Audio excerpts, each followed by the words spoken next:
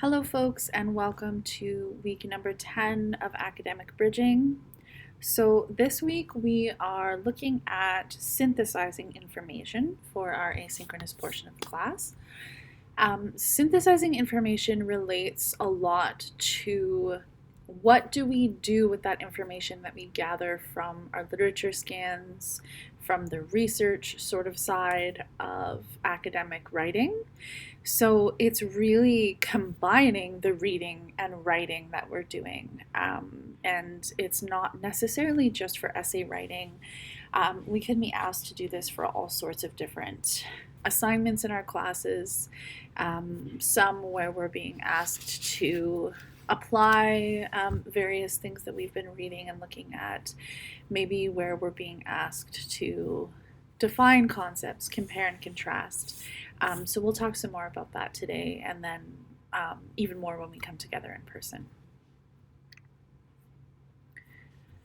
So we're going to look a little bit at the pyramid of deep thinking.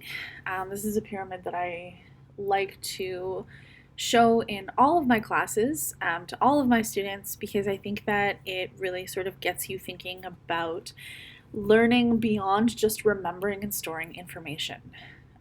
Learning, especially at the university level, is so much more than that. So we'll sort of look at the depth of learning and moving beyond just being able to memorize and recall things. So in terms of the pyramid of deep thinking, we're going to break down application, analysis, evaluation, and synthesis. And then I will give you your asynchronous task for this week. So revisiting the pyramid of deep thinking. I know this is something that we've talked about before.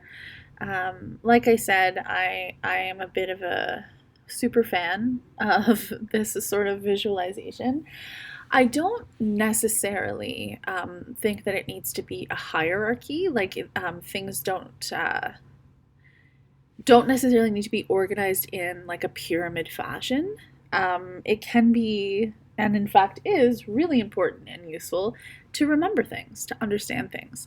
Those are really important skills as well. And I think the reason I do like this pyramid and I like this visualization is because if you're thinking about the way that all of these different sort of stages of thinking are organized, you can see how remembering and understanding are the foundations for what comes after. It's quite difficult to apply a concept or a theory if we don't first remember and understand it. Likewise, it's difficult to analyze, to evaluate, and sort of measure the credibility of different concepts if we don't fully understand them. And again, if we're thinking about designing something ourselves based off of something that we've read, we really can't get to that stage without building the strong foundations first. So in this image, it just gives you some sort of a summary, really, of what each stage of thinking involves. We see with remembering, the student is able to recognize and recall relevant knowledge from their long-term memory. So you might be asked to do things like define, duplicate, list, memorize, repeat, or reproduce. This is something that happens a lot with true false questions on exams, multiple choice. You're being asked sometimes to remember specific facts, names, years, things like that. One situation that I can recall where I was being asked to remember things in my first year of university was in memorizing the periodic table of elements, which was not easy. It's certainly not easy to do. For those of you who are unfamiliar with the periodic table of elements, it's a table of, I think it's 52. Oh gosh, I really should know that. As you can tell, I never successfully memorized all of them.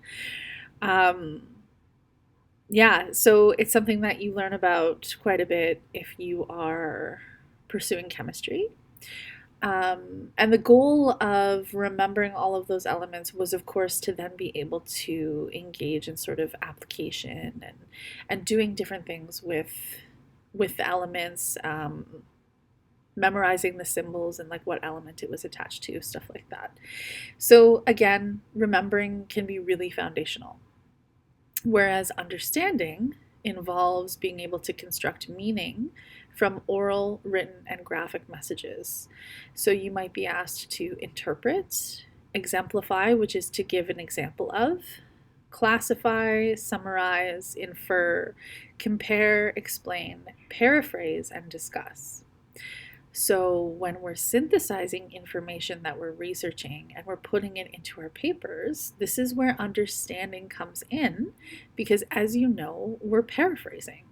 So we're summarizing the ideas that are coming out of that text that we've read, out of the research we've done, and we're typically paraphrasing it, saying it in our own words, and using it as evidence for our own arguments in our papers.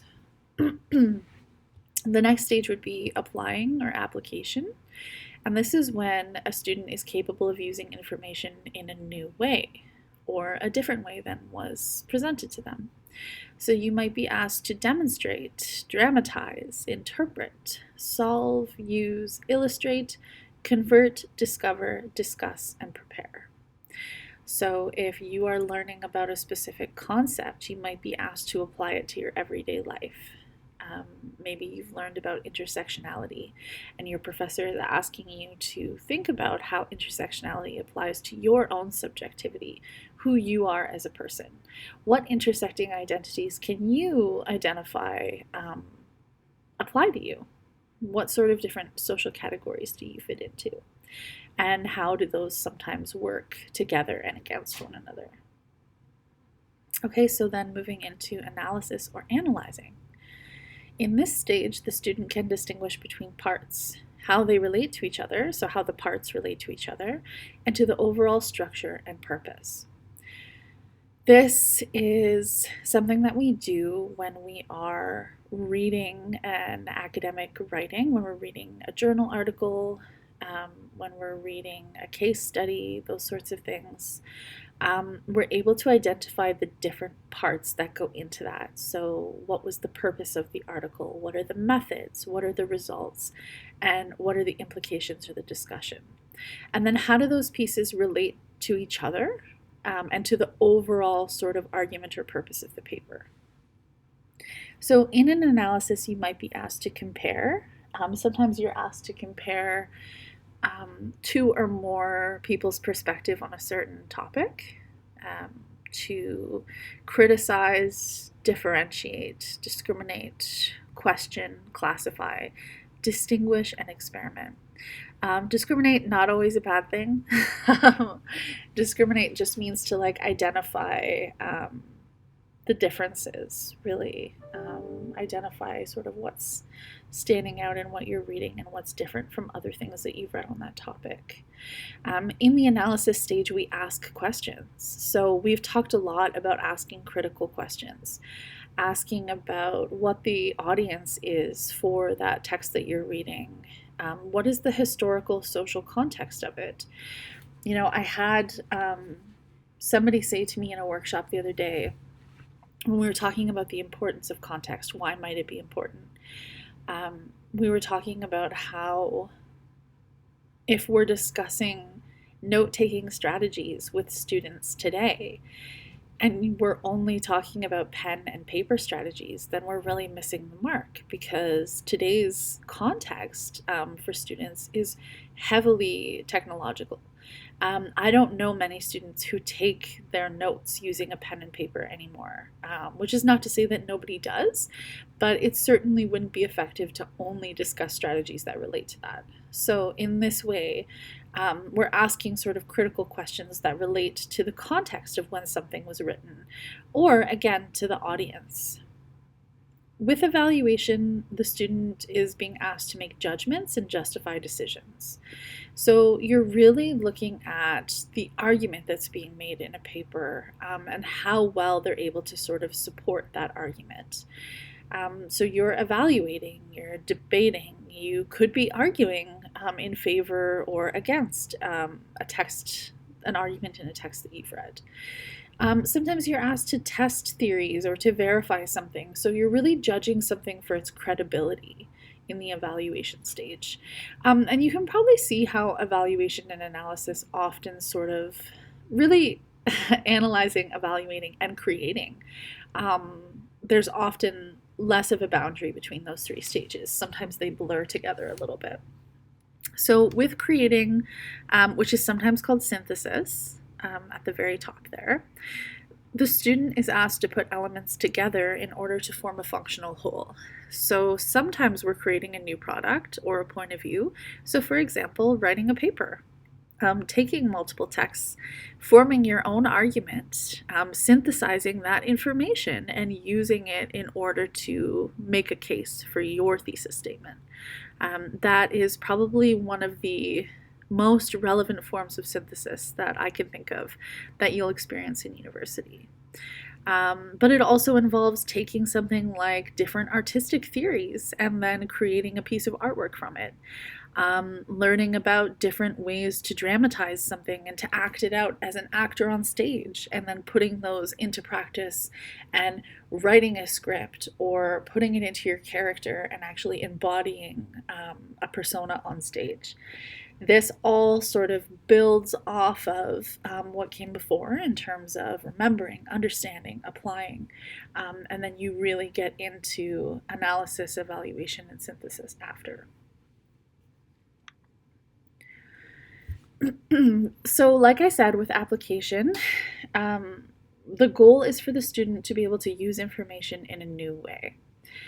So the keywords are here again, just highlighted for you. These are words that you will likely see in questions that you're asked on tests or exams, or sometimes prompts for writing assignments in your classes as well. And I just want you to think about if there are any situations when you have been required to apply information from a text you're reading. So I know many of us are in different programs. So try to think of a time when you have been given a reading, or something was discussed in lecture or seminar, and then you were asked to apply that information. Apply it to your own life, apply it to a specific case. Try to think of an example of a time when that has happened. So let me think about it as well.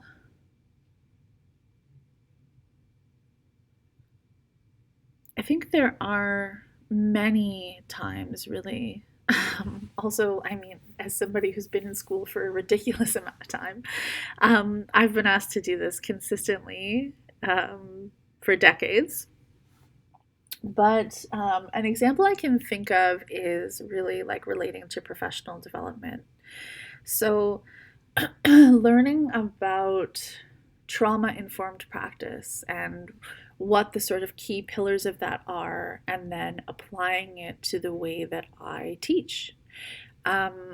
And one of the ways that I have applied trauma-informed practice to the way that I teach is to have soft deadlines rather than hard deadlines, to accept that things are going to come up in people's lives, that everybody works differently with deadlines, and just sort of understanding that and moving forward in a way where I am more open to accept things late, quote unquote, late. So analysis, again, means that the student can distinguish between parts of a whole, how those parts relate to each other, and then how the parts form the overall structure and purpose. And this isn't necessarily just of a piece of writing. We can analyze a film, a story, a piece of music. We can analyze a play. We can analyze an experience even. So we're just really thinking about the different pieces of something and how they all sort of work together.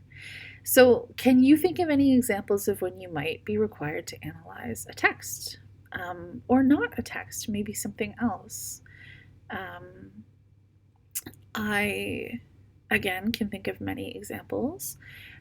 During my master's research, I actually chose to analyze 3 films that I watched repeatedly as an adolescent, so when I was growing up. And I really like, I noticed looking back that I clung to those films and to the main sort of female protagonists in them specifically. So I wanted to look at the ways that I was learning from those films and why they were so important to me. So I chose to analyze them. I chose to analyze what was happening in the films, and sort of evaluate that against what was happening in my life and think about whether or not my experience could be applied to other people's experience as well. So again, you can sort of see like many different levels of that thinking pyramid being engaged in that process of thinking. Every single time that we sit down and we watch a movie, the chances are that we're analyzing what's happening. We're thinking about the different parts. We're like, okay, how do these different sort of clues that I'm getting affect like probably what's going to happen in the end of this movie? If you've ever sat down to watch a movie that maybe has like a mysterious element and you've thought to yourself, I know how this is going to end, I know what's coming, then you're doing that analysis piece. You're really engaging in it. And I think our brains kind of automatically want to do that. And then evaluation and synthesis or creation. Synthesis and creating or creation are kind of synonymous. So in these stages, the student can make judgment and justify decisions, and they can put elements together to form a functional whole. So they are able to create a new product or a point of view. And again, can you think of any examples? So I really encourage you to think of your own examples. I'm not going to give you any for this one, so I'm going to sort of, although I did when I showed you the pyramid, but I invite you to think of some more and maybe come to our class with them and we'll talk about it a bit more. Okay, so how do these different sort of stages in the pyramid of thinking relate to academic reading and writing? I found this great video that I'm going to show you where she's talking about thinking and writing critically for academics. This is in the UK context, but I don't really think that matters. I think that it still really applies to what we're sort of looking at in this course. Okay, so let's watch.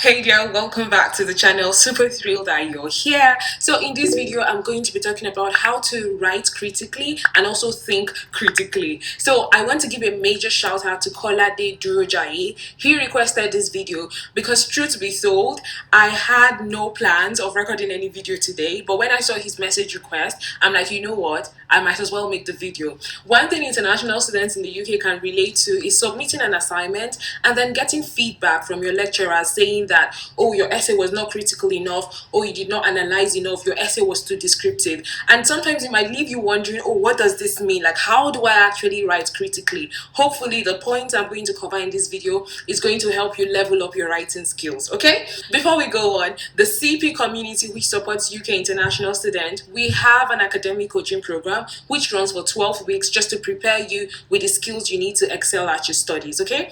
Right now, the second cohort of the program is running, but you can join the wait list for the next set, which is in 2022. Sometime in the second quarter of 2022, it will open up. So if you have intentions to study in the UK next year, you definitely want to join the wait list, so you'll be the first to know once the program opens up, and you can also get an exclusive discount only open to those on the wait list. Okay. Let's get started. So we're going to be covering different things in this video. The very first, what is critical thinking, how to write critically, steps to writing a critical essay, and at the end I'm going to show an example of a descriptive and a critical written essay, just so you know the difference. Okay, so what is critical writing or critical thinking? A lot of times when people hear, oh, write critically, they feel it has to do with writing negative comments. You know how you're used to hearing, oh, that person is a critic, it means the person always give negative comments and stuff like that. But that's not really what critical writing is about. Critical writing means that you give arguments. It means that you don't just take points as they are, you don't just take facts as they are, but you try to argue out those facts. You try to give evidence to why you actually agree or disagree with a certain claim. So it is you giving an academic argument. That's what it means to write critically. It means you're checking different sources to try and ascertain if that claim is true or not. So, and a critically English. So a critically written work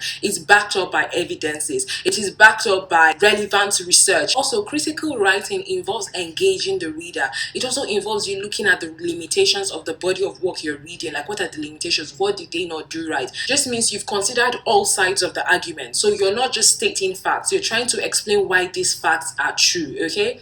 Now, while descriptive writing, on the other hand, is just like it says, descriptive, you're just stating facts. You're not really arguing out those facts. You're just giving information. You're just giving a summary without really telling us what you think about the things you've mentioned, the things you've stated. That's what descriptive essay is, or descriptive writing is.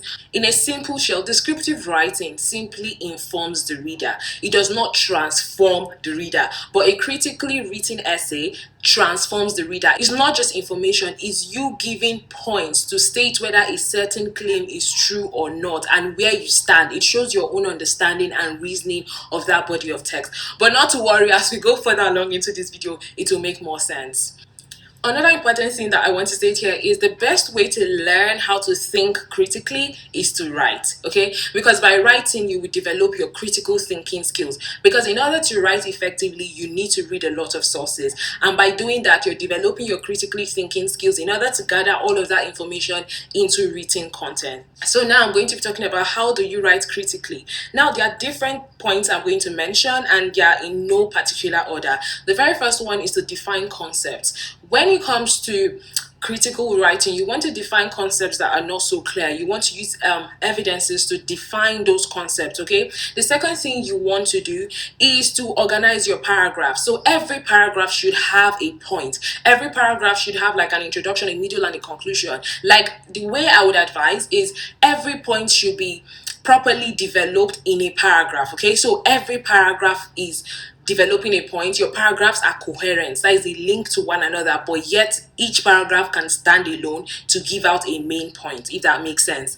Another thing when it comes to writing critically is to use critical words in your essay. So we have words such as however, we have words like perhaps, we have words like similarly, we have words like failure to or failing to explain this. We have words like moreover, despite. Like, there's so many critical words you could use when writing. A resource I'm going to recommend here is the Manchester Phrase Bank. I'm going to put the link in the description box. Make sure you check it out. They have like different words and different phrases to introduce a critical standpoint in your essays. Like, you will find it really helpful. So ensure you check it out in the link below. Another important thing when writing critically is to use relevant literature and evidence, okay? So what does evidence mean? Because I've been saying evidence, some people don't get it. Evidence means written work that proves a particular statement. So if someone says the earth is round, then you now look for works that have actually certified that the earth is round. So maybe there's a journal article, a picture of NASA in space, stuff like that, that shows a picture of the earth, that the earth is round or the earth is spherical. That is my evidence to support that claim. So you need relevant evidence and you need relevant literature. Relevant literature means literature that are particular to that topic you're writing about. You're not just looking at 1, 2, 3 articles to write about that particular topic. You have a range of relevant articles that you're looking at. Another thing to mention here is that the articles you use should be up to date. It's not enough for you to be relevant, you need up to date materials. Only instance where you can use articles from way back is if you cannot find any up to date or new materials on that particular topic, okay? Another important way to write critically is to look at similarities and differences. So when you're reading different bodies of work on a particular topic, what are the similarities between these works, okay? What is person A saying here that is different from what you're reading in this person B's article? That's what you're looking at. You're looking for similarities, you're looking for differences. That is one way to think critically, which would also inform your critically written essay. Another important thing to do when writing critically is to bring together Another thing to do when writing critically is to bring together different findings from different research. Okay, so you're not just looking at one research, you're bringing like different findings. Oh, this person said this here, this person said this here, this person said this here, all about this particular thing. So that's what you want to do. So now I want to talk about steps to writing critically. Now, just like I mentioned before, the steps I'm going to mention now are also not sequential. So it doesn't mean the first thing I say is the first thing you do before you do the second thing. No, some of these things I'm going to mention now, you might have to do them simultaneously, but just for the purpose of flow and understanding in this video, I'm taking it one after the other. So the very first thing you want to do when you want to start writing critically is to preview the material. Okay, have some sort of idea about it, some sort of assumption about it. So you look at the title of the work, you look at the abstract. Now it's really important to read the abstract because it is like a concise summary of what the article is about. So when you read the abstract, what deductions can you make from the abstract, what assumptions can you make from the abstract? You want to look at that. You might also want to look at the author of the work. So for example, if it's an author you're familiar with, then you already have an understanding of how that person writes, and you already have an assumption of how you think this particular article is going to turn out on it. But if you don't know that author, that's fine. So you want to look at all these, like I will call it preliminary information. So the title, the abstract, and then the author. Another important thing you want to do when you're looking at the material, you want to look at the layout. Is there a lot of pictures in it? Is there a lot of text? Is there a lot of subheadings, subsections? Like how is the body, how is the essay broken up? So it's just you scanning through the document. Because if there's a lot of, for example, pictures, it just tells you that that particular article has a lot of evidence-based material in it. Is there a lot of subsections that will help you know the key things that are covered in that article? So those are the kind of things you want to look out for. Now, the second thing to do when you want to start writing critically is to make notes, annotate. This is an important way for you to have an ongoing conversation with yourself as you read the material. So one of the things that I do, and I would advise that you do, is to use symbols. When I'm reading an article, I use symbols like asterisks, I use symbols like exclamation mark, I use symbols like a question mark. So when I read something that doesn't quite make sense to me, I just put maybe 3 or 4 question marks there, which tells me that, oh, I want to come back to this point and see how I can answer that question. Or if I see something that surprised me, I put like exclamation marks besides it, just so I know that that point stood out to me. If there's something I want to make a mental note of, I just put an asterisk sign at the top of that paragraph. That is me already reading critically, all right, so that I can write. Another thing you might want to do is to use highlighters, like highlighting the text as you go along. But it's not enough to just highlight. There has to be some way for your memory to remember why you highlighted that thing. You know, it's very easy for you to just highlight. And when you look at the work later, you're like, why did I highlight this thing? Because you've forgotten. So one thing I like to do, I like to highlight in color codes. So for example, I can use 4 different highlight colors, and then everything I highlight in green links to each other. Everything I highlight in yellow links to each other. Everything I highlight in red links to each other. Do you understand? So that way when I'm reading, I'm like, all the greens connect, all the red connect, and all the blues connect, if that makes sense. Another important thing that I do is to create like lines on my margins and make a note. You know how you're reading and then you just create a line, like maybe enveloping like a certain paragraph. Then by the side, I will make a note of why I did that. Like I make a note like, oh, so this person was saying this here, and this is why this makes sense. This doesn't make sense. Like I just make little notes along the body of the work. It just helps create that memory trigger for me when I'm trying to build the body of my essay. Another important thing that you might want to do is to ask yourself questions. So as you're reading, you're like, what does this mean? Why am I reading this? What information is this author trying to pass across with this paragraph? What is the key point in this paragraph? What is this person saying? So as I'm reading, I'm also asking these questions. So you might want to try this as well. Another important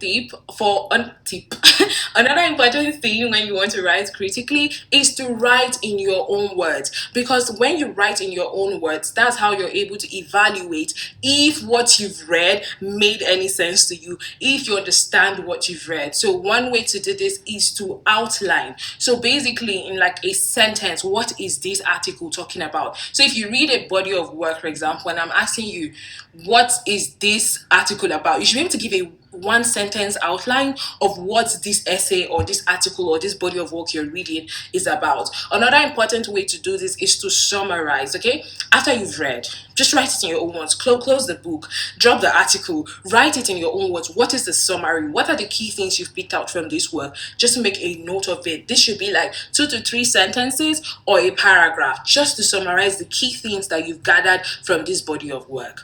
Another important Okay, so I'm going to stop it there. As you can see, the video is quite long, but I think that the strategies that she's shared with you so far, some of them may sound familiar. We've talked about them already, but she has some really great ones. And if you're interested in this video, you can see the name here.